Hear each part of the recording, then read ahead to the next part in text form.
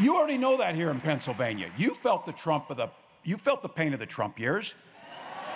Killed 275,000 jobs. Now we're hearing last night that he created all these jobs. You're like, where the hell are those jobs? I never saw them. Well, under Vice President Harris, Pennsylvania's created more than 500,000 jobs during this time. Look, Kamala grew up in that same middle-class family. She knows the economy works best when it's fair. Look, you folks out here know this, and I was trying to make the point last night.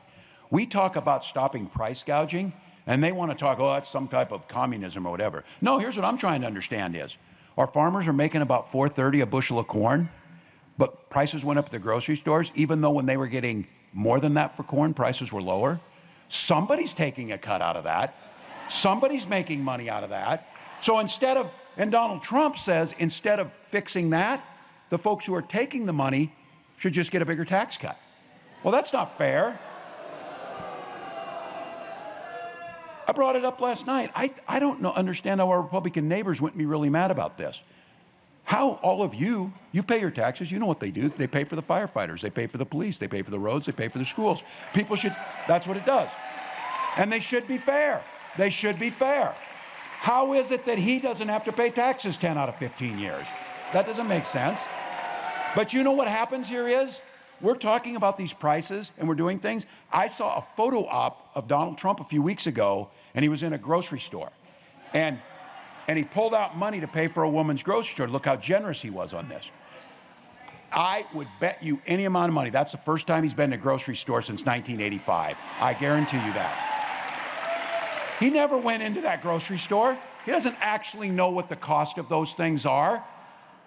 But as the rest of the world saw, because of his botched handling of COVID and a global recession, Joe Biden and Kamala Harris had to work ourselves out of that hole.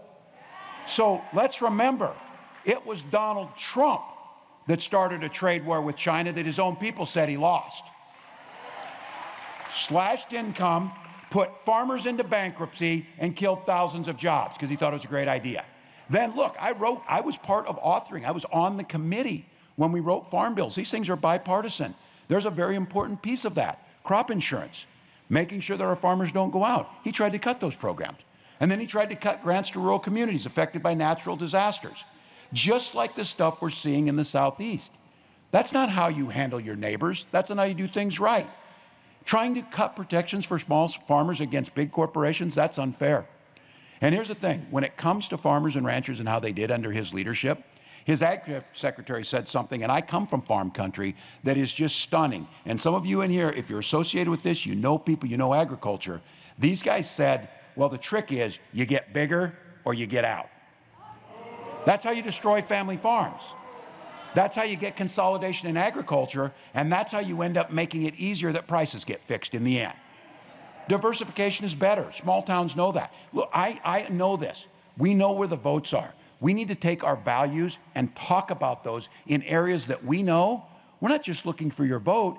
We believe the policies are going to improve your lives. We believe these things will help you.